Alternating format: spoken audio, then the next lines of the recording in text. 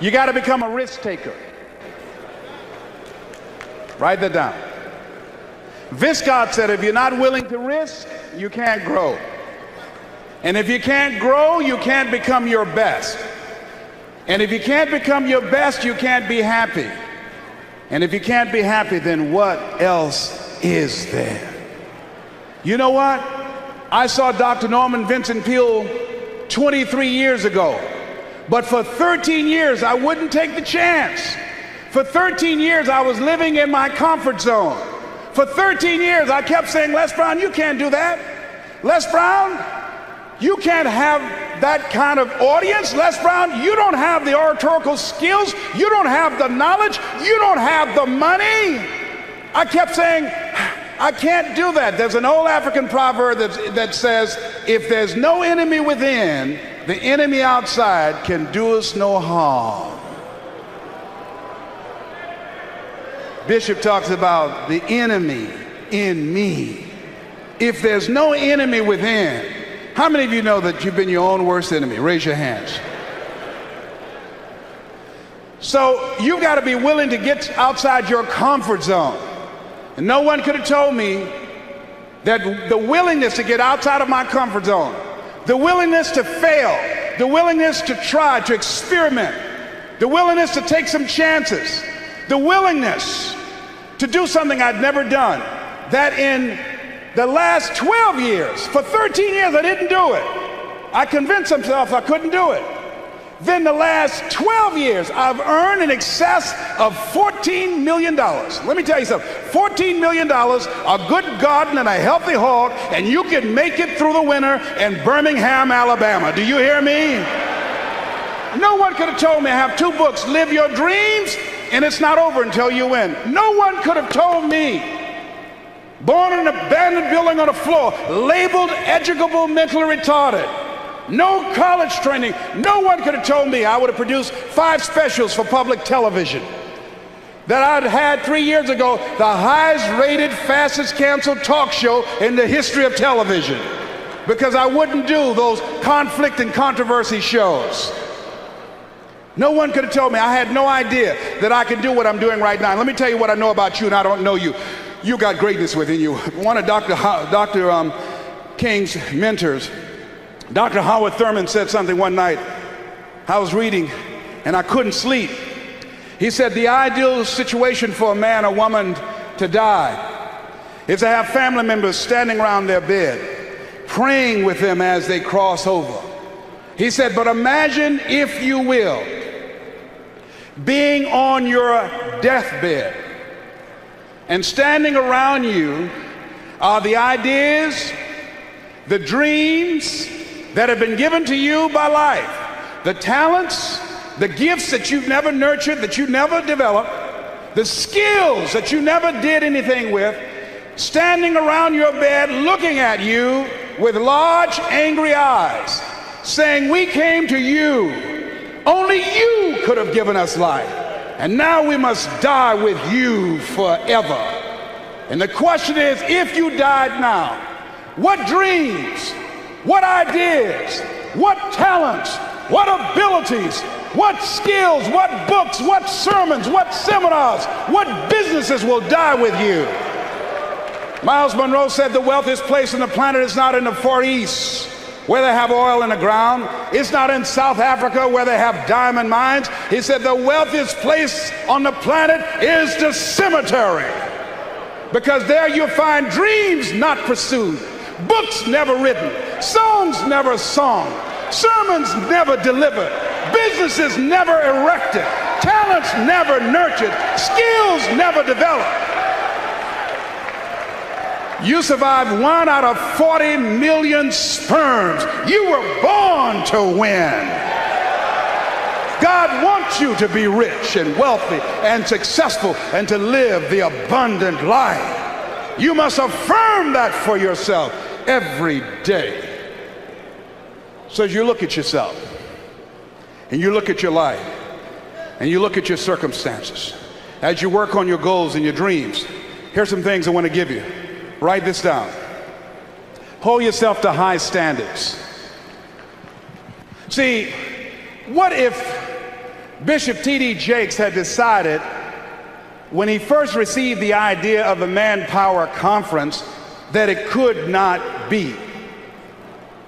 What if he had allowed that idea to die? We would not be here.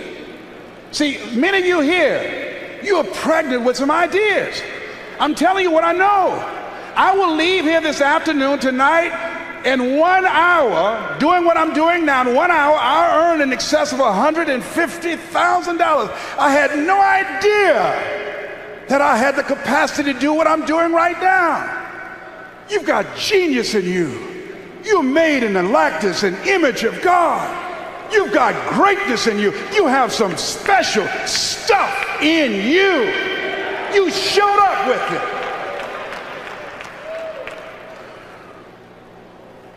So as you look at your life and you decide to become a risk taker, make it okay to fail, to experiment, trial and error. Repeat after me, please. No test, no testimony.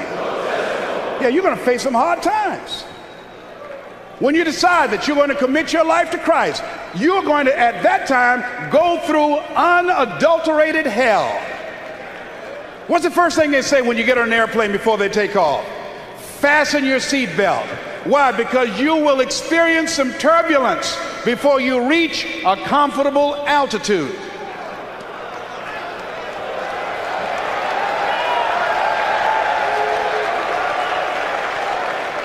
Life was testing me when the man looked at me and said, "You have prostate cancer.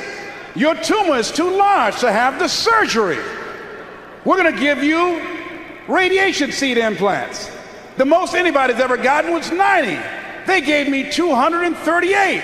I went back 3 weeks ago. They checked my PSA level, which indicates the presence of cancer in your prostate area. 1 to 4 is normal. Beyond that is that you have cancer and it's spreading. When I first went a year ago, it was 6.1. When I went 3 weeks ago at Howard University Hospital, they gave me an MRI, it was 10.5. The guy said, "I'm sorry to tell you this." I said, "What do you mean?" "You're in the same situation that you were in when you came here." Here's something I heard. At Christ Universal Temple Church, at a restaurant, Bishop T.D. Jakes was praying for a lady in a wheelchair. And it's odd how things come to you. When he finished praying for the lady, I'm sure there were some questions were asked that weren't verbal, that if the prayer worked, why didn't she get up and walk? And what he said as he was walking away, healing takes first place. He said healing takes place first in the spirit.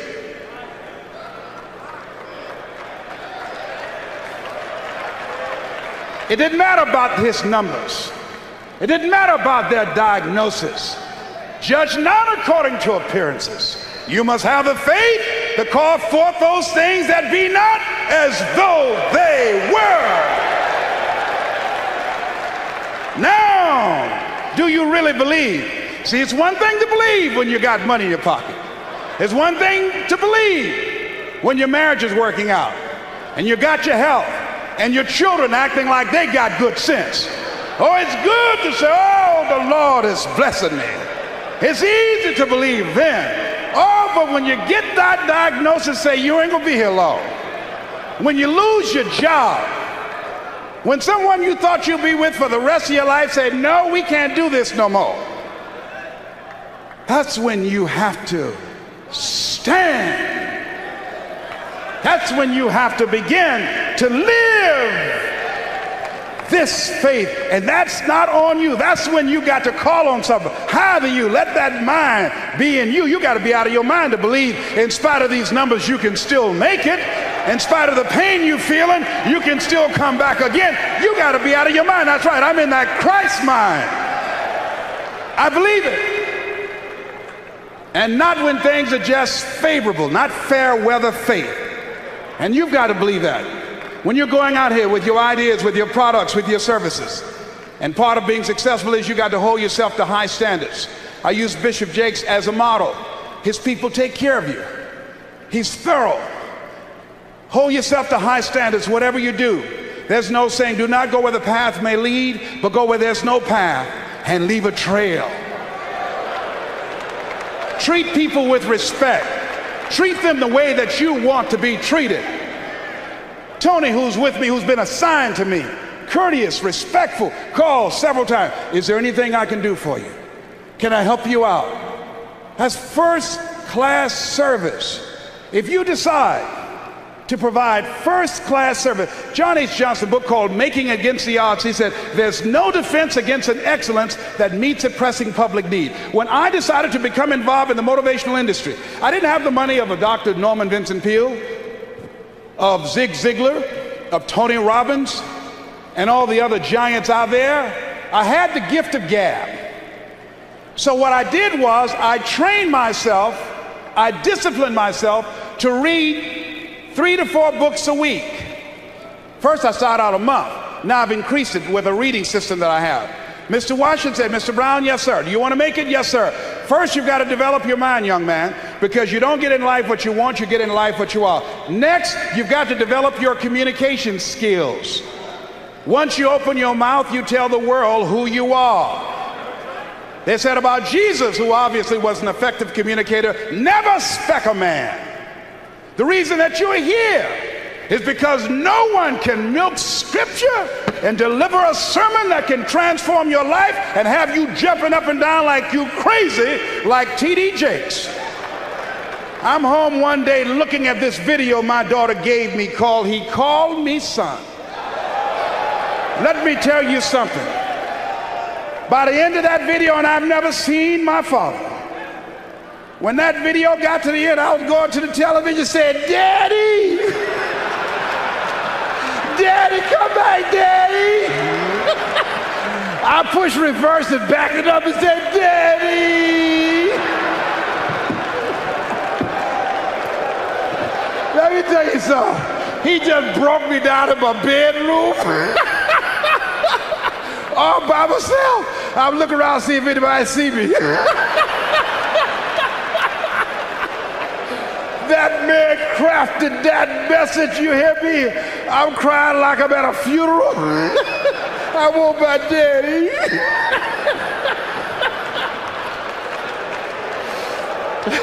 See, that's a gift. You hear me? That's a gift.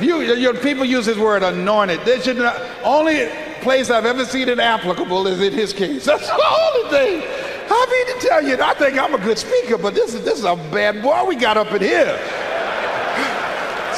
Words cannot encompass the symbolism of what we have the chance to see up in here.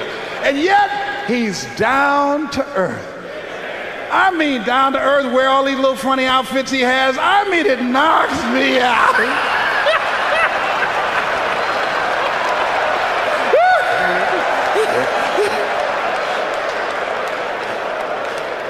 And let me tell you what my daughter said to me. My daughter, my oldest daughter, is on his advanced team.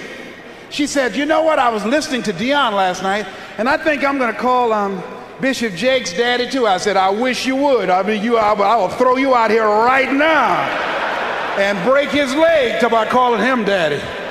Now here's, I want you to write this down. Write down, take responsibility for your life. Take responsibility for your life.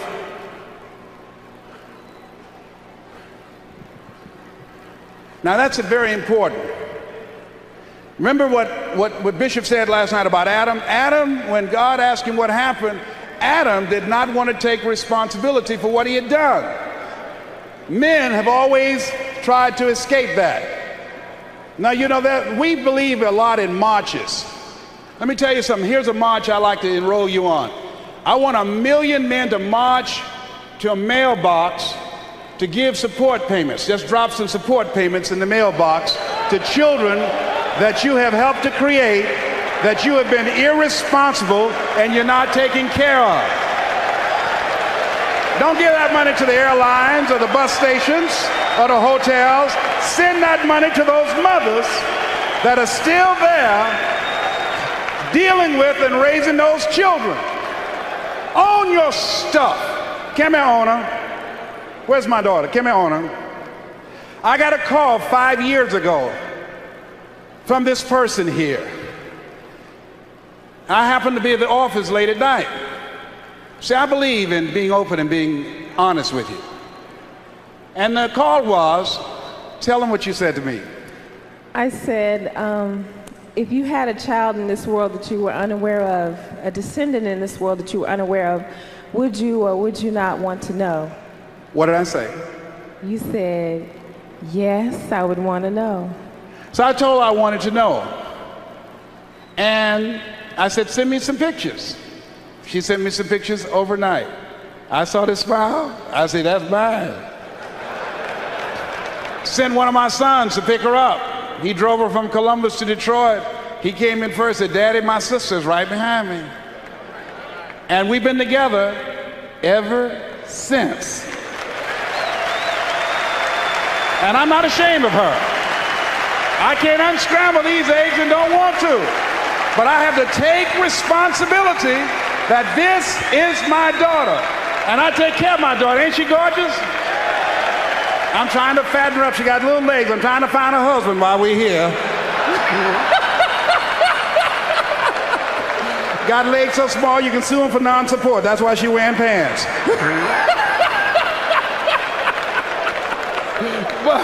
Okay, thank you, baby. Give her a round of applause, all right? Now, so the reason I'm telling you that we got to start owning our stuff as men. Don't make no big deal. Can you imagine what will happen if 1 million men decide to go to the mailbox and just unexpectedly drop just what you can? Don't have to have a return address in case they're looking for you. You don't have to put that on there.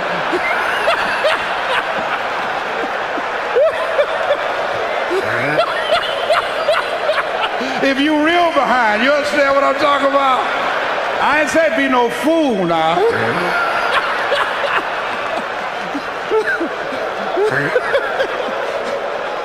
Now, the only reason I can put a return address on this is because I have an MBA. Somebody say, oh, I got you. I thought you don't have a college degree. I don't.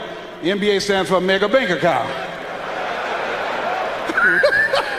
So anyhow, join me, men. Don't tell me, well, I don't like her. She got an old man, or she don't need my money, or the children don't look like me. I went to court in the fraternity suit with a friend of mine named Ronnie. And he went to the judge. The judge said, why aren't you paying child support? He said, the babies don't look like me. The judge said, well, feed them till they do.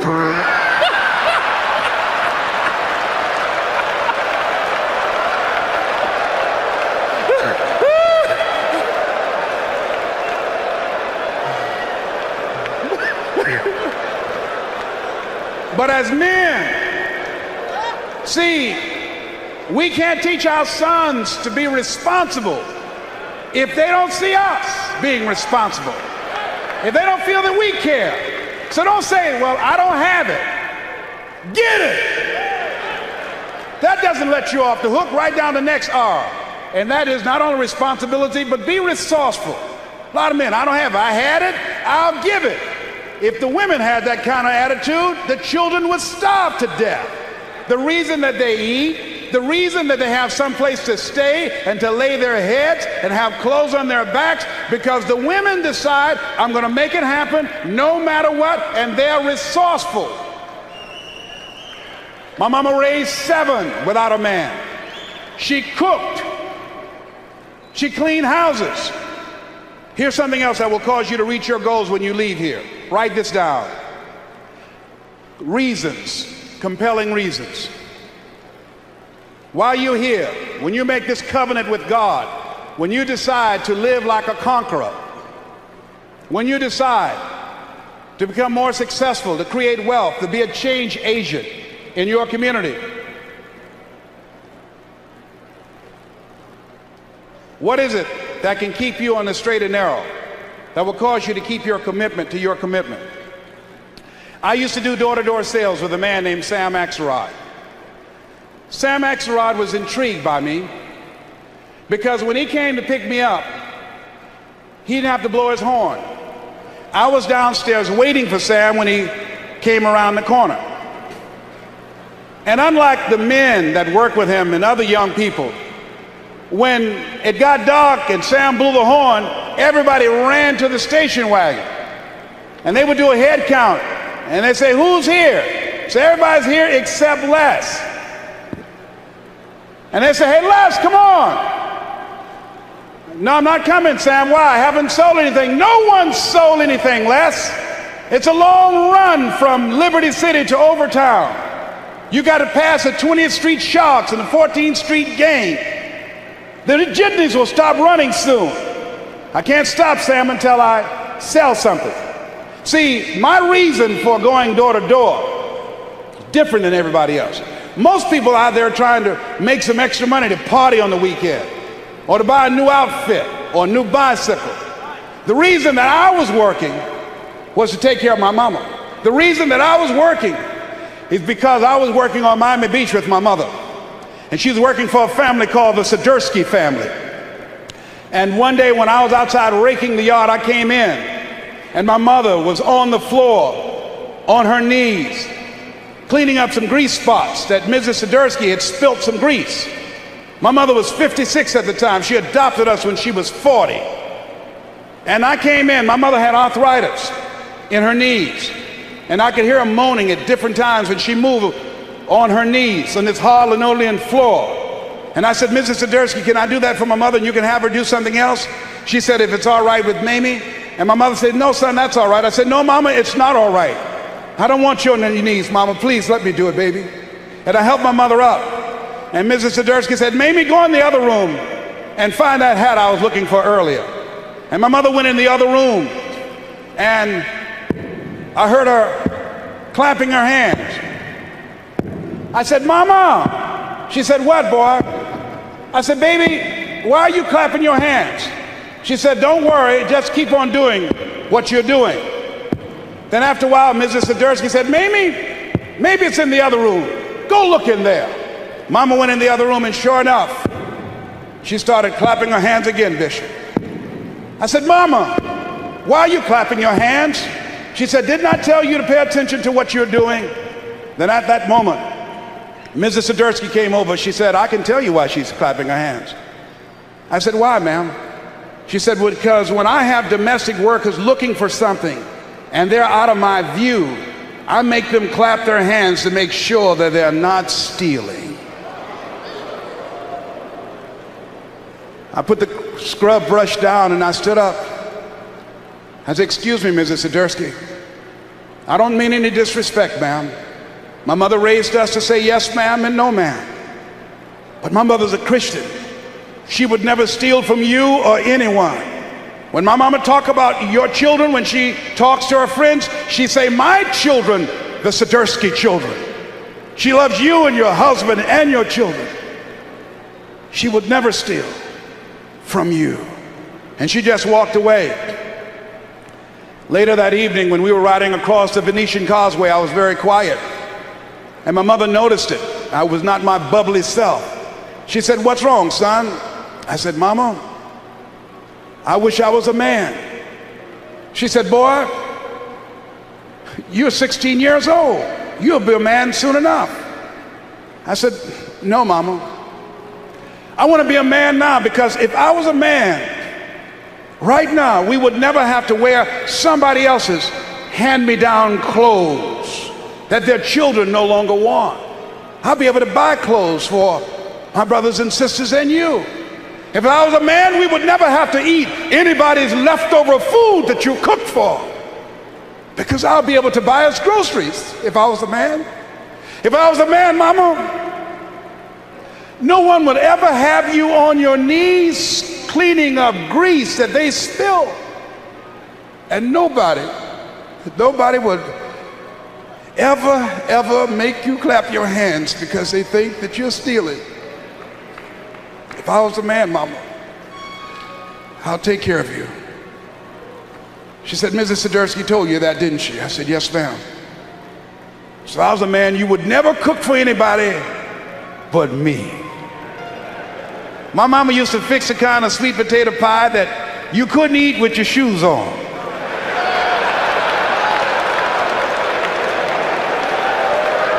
you had to take your shoes off so you can wiggle your toes. And when we would go door to door, sometimes as late as 10 o'clock at night, I would knock on the door. Who's there? Would you like to buy a nice working television set? No money down? Boy, are you crazy? Yes, I am crazy. I'm crazy about my mama, and I'm going to take care of her. And I'm going to sell a television set tonight, and it might as well be you.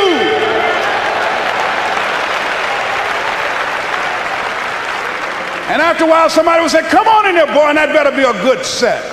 What are the reasons?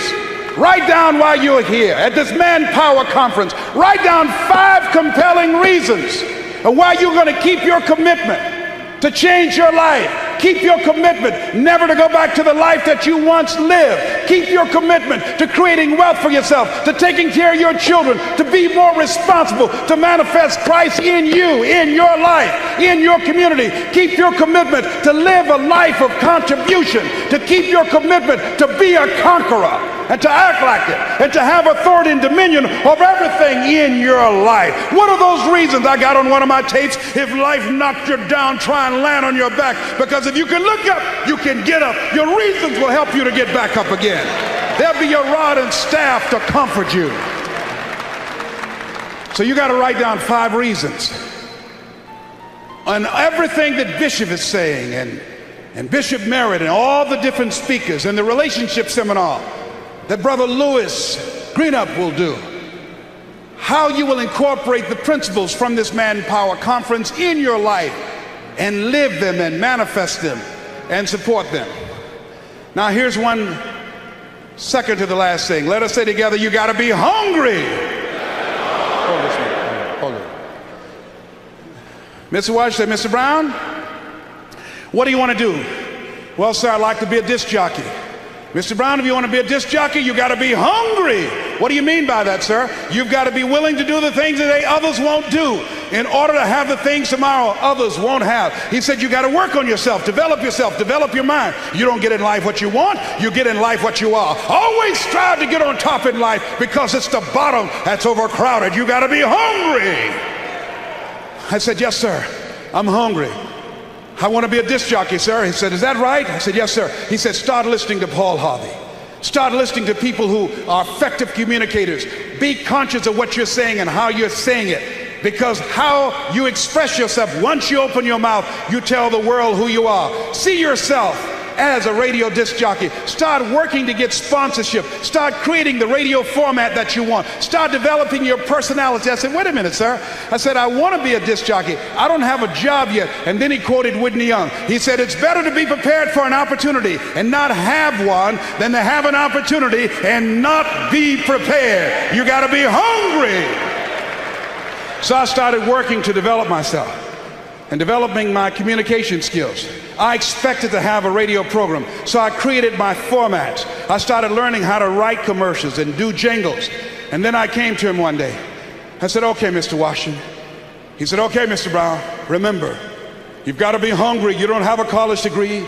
You have no journalism. You have no broadcasting. This is a very crowded field. It's very, very competitive, Mr. Brown. You're going to face no and rejection every day. But if you're hungry enough, the world will make a place for you. So I went to apply for a job on Miami Beach to Milton Butterball Smith, the program director. Hello, Mr. Butterball. How are you, sir? My name is Les Brown, sir. I like to be a disc jockey. You have any journalism in your background? No, sir. You have any kind of broadcasting experience? No, sir, but I've been training myself, sir. Let me audition for you. Let me show you how good I am. He said, I'm sorry, we don't have any job for you. I was discouraged. I went back and I told Mr. Washington. I said, Mr. Washington, they said no. He said, don't take it personally. Most people are so negative, they have to say no 7 times before they say yes. He said, you got to be hungry. Go back again. I said, yes, sir. Hello, Mr. Butterball. How are you, sir? My name is Les Brown, sir. I like to be a disc jockey. Weren't you here yesterday? Yes, sir. Didn't I tell you no yesterday? Yes, sir. Then why are you back today? Well, sir, I didn't know whether or not somebody was laid off or somebody was fired, sir. No one was laid off. No one was fired. I came back the next day. Hello, Mr. Butterball. How are you, sir? My name is Les Brown, sir. I like to be a disc jockey. I know what your name is. Weren't you here the last 3 days? Yes, sir. Didn't I tell you no the last 3 days? Yes, sir. Then why are you back today? Well, sir, I didn't know whether or not someone got sick or someone died, sir. No one got sick, no one died, no one was laid off or fired. Now, don't you come back here again. I came back the next day talking loud, looking happy, like I seen you for the first time. Hello, Mr. Butterball, how are you? He looked at me with rage. He says, go get me some coffee. I said, yes, sir.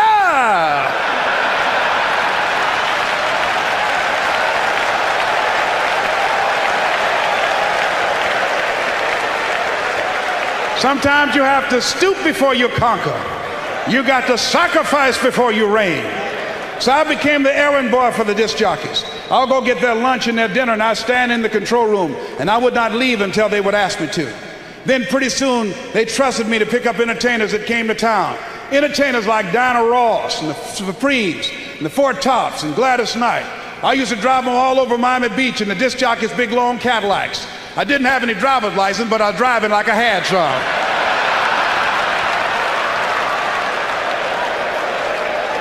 Then one day, I was at the radio station, and a disc jockey by the name of Rockin' Roger was drinking while he was on the air. He was slurring his words. It was obvious he was so inebriated he couldn't complete his show. And there I was looking at him through the control room window, walking back and forth, young, ready, and hungry. I was saying, drink, rock, drink. Drink, rock. I'd have gone to get him some more if he'd asked me to. Then pretty soon the phone rang. It was the general manager, and I answered the phone. I said, hello? He said, young boy, this is Mr. Klein. I said, I know. He said, Rock can't finish his program. I said, I know. He said, would you call one of the other DJs in? I said, yes, sir. I hung the phone up. I said, now he must think I'm crazy. I called my mama and my girlfriend Cassandra. Said, y'all come out on the front porch and turn up the radio. I'm about to come on air.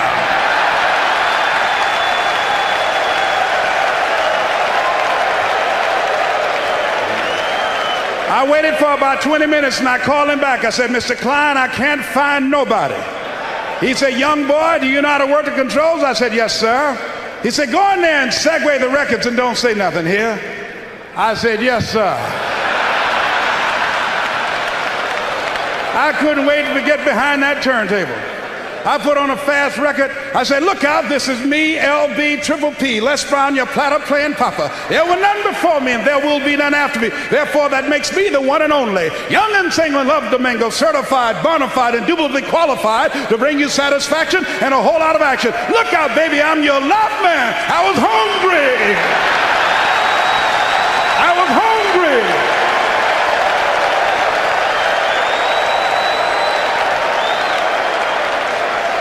Shake somebody's hand on your right and left and say, you got to be hungry.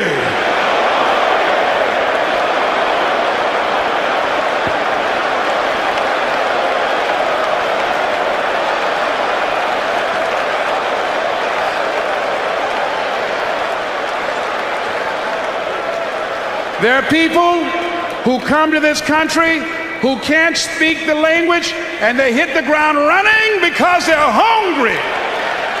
The people that are hungry are willing to do the things today others won't do in order to have the things tomorrow others won't have. The people that are hungry are willing to make it okay to fail. They're risk takers. The people that are hungry are willing to reinvent themselves, to develop themselves. They know you don't get in life what you want, you get in life what you are. The people that are hungry have goals and practical steps that they engage in and day out. And here's the second to the last principle.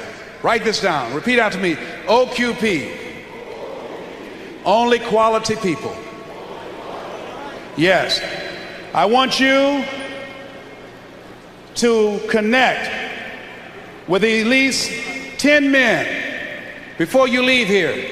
Get their names, addresses, and phone numbers. 10 men who are dreamers. 10 men who want to do something with their lives.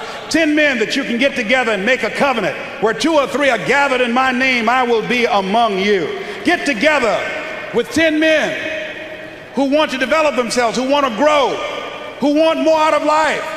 who see themselves in the future doing better than they have right now. 10 men who've decided that the manpower experience will not just be an emotional catharsis, but they're going to go out and live the message that they've heard preached from this pulpit up here. 10 men who've decided to get serious about their lives, to make a commitment, to commit themselves and their ways and their behaviors and their habits to achieve a better life for themselves, for their families, and the communities and the people that they care about.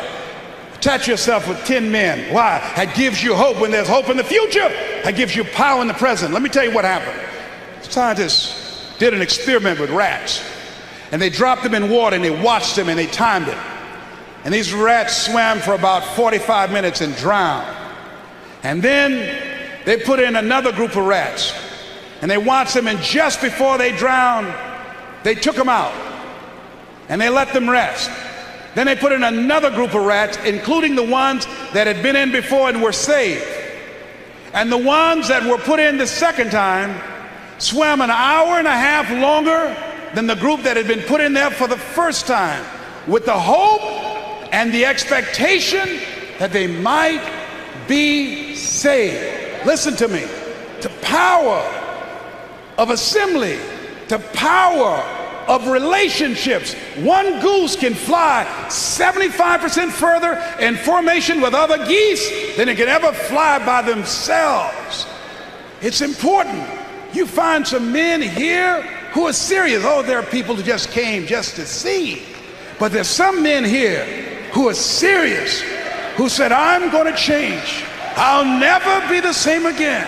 I want God to use me in a special kind of way. You want to find those men. See, there are two types of relationships. There are nourishing relationships and there are toxic relationships. Most people, when you leave here and you face the world and all of your negative, toxic family members and friends, it will knock the wind out of you. That's why you got to have 10 men to stay in your ear, so when you break down, and you're going to break down, when you go back to the fiery furnaces of this world and you'll forget everything you heard here, these men can stand with you. When you have your moments in the Garden of Gethsemane and you need someone to tarry with you, these men will pray with you when you find yourself getting weak and losing control. You need someone to get you anchored again. And these 10 men make this the greatest manpower conference ever because of the relationship that you're going to develop with 10 men who share your vision for a better future. Can I get your commitment on that? And let me share something. There's nothing as powerful as a made-up mind. The human will. For Nelson Mandela, you look at your dream and think they're against the odds.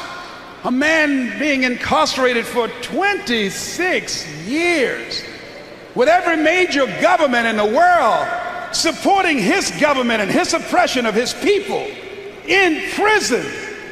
Even Joseph's accomplishment is pale in comparison to Nelson Mandela. And to go from prisoner to president, I say there's a Nelson Mandela in everyone here in this room. And he didn't do it by himself. Jesus didn't do it by himself. He had 12 men who shared his vision. The power of the human will. Come here, John Leslie. The power of the human will. Say it, John Leslie. The human will, that force unseen, the offspring of a deathless soul, can hew a way into any goal. Though walls of granite intervene, you will be what you will to be. Let failure find its false content of that poor word environment. But spirit scorns it and is free. It masters time and it conquers space. It cows that boastful trickster chance and bids the tyrant circumstance. It uncrowns and fills a servant's place. There is no chance, no destiny, and no fate that can circumvent or hinder or control the firm resolve of a determined soul. Gifts count as nothing. Will alone is great. All things give way before it's too soon or too late. What obstacle can stay the mighty force of the sea-seeking river in its course, or can cause the orb of day to wait? While each well-born soul knows it gets what it deserves. Let the fools prate of luck. The fortunate is he whose earnest purpose never swerves, whose slightest action or inaction always serves that one great aim. Why even death himself stands still and waits an hour sometimes for such a will. Thank you.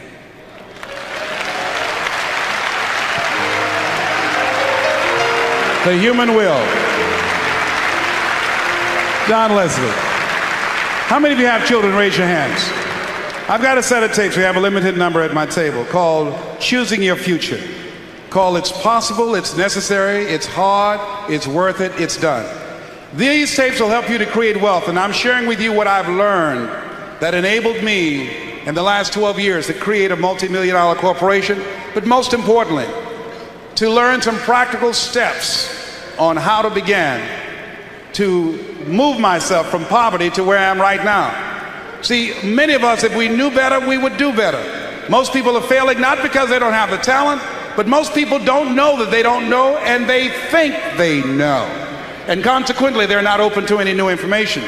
So we will be at our table, and I'll assign these tapes, but use them with your children. I have 7 children, and all my children listen to tapes. Why? Because we just can't leave our children's mind out here to a lot of this filth and garbage they call rap music, listening to profanity day in and day out. Words are very powerful. There's an old saying, evil prevails when good men and women do nothing. So we've got to give our children some other options. And don't tell your children, just listen to the tape, that won't work. No. Don't give these tapes to people that you care about and say, listen to this. They won't do it. Why? Because of ego. Ego means edging God out. No, here's what to do. Get your children in the car, get on the expressway, and put the tape in. See, I can say the same thing that you say, but because they don't know me, they're here differently. The hardest people to reach are the people that are closest to you. And then put the tape in. Don't say listen to it, just put the tape in. And then after that, when it runs out, flip it over and put the second side on. And then pretty soon they'll start listening themselves. A lady saw me in the hotel. She said, Mr. Brown, if I'd known you were here, my God, she said, I would have brought more people. She said, let me tell you something. I did what you said. My son was on drugs, dropped out of school. He started listening to the tapes. He got off drugs. He got back in school, came home one day. He got a decent haircut, took his earring out, pulled up his pants, and took a bath. She said, had I known you were going to be in town, I'd have brought my husband here. So I don't know what your goals are, but we will have this. And also, those of you that are involved in sales, we have a set of tapes called Selling Your Way to Greatness. And other tapes out there that as you listen to these tapes, I guarantee you, they'll change your life. And I'll be at the table, and I'm looking forward to shaking your hands. In addition, those of you that are interested in motivational speaking, let me be your mentor. Let me help you learn how to develop your communication skills, because that's not what I have as a gift. I gave you a health form to fill that out and get that back to us. But those of you that have not had your prostate examination, I want your commitment to protect yourself and your family by getting your examination. And I'd like to thank Bishop T.D. Jakes for giving me this opportunity to spend this time with you. And I want to share this with you. And my saying that this has been an incredible experience for me. Last night he said to me, he said, I want the people don't nobody else want. I said, that's my life. That's who I am. I wasn't born just to teach those who have how to get more. I know what it is to feel inferior. I don't have any college training. And I said, Lord, give me an opportunity. I said, if you help me get this home for my mother, if you help me change my life, I said, I'll help others like me. I'm not wearing any crown. I'm still growing. I'm still developing. When I'm like the woman who said, Lord, I ain't what I want to be, ain't what I'm going to be, and thank God I sure ain't what I was. So I like to leave this with you that I'm known by, that my mother used to love to hear me say. And I dedicate this to you and to the bishop. It says simply this: if you want a thing bad enough to go out and fight for it, to work day and night for it, to give up your time, your peace, and your sleep for it, if all that you dream and scheme is about it, and life seems useless and worthless without it, and if you gladly sweat for it and fret for it and plan for it and lose all your terror of the opposition for it, and if you simply go after that thing that you want with all of your capacity, strength and sagacity, faith, hope, and confidence, and stern pertinacity, if neither cold poverty, famish or gulf, sickness or pain of body and brain can keep you away from the thing that you want, if dogged and grim you besiege and beset it, with the help of God you'll get it. This has been Mrs. Mamie Brown's baby boy, Leslie Calvin Brown, say, go to the top because you are armed and dangerous. Thank you very much.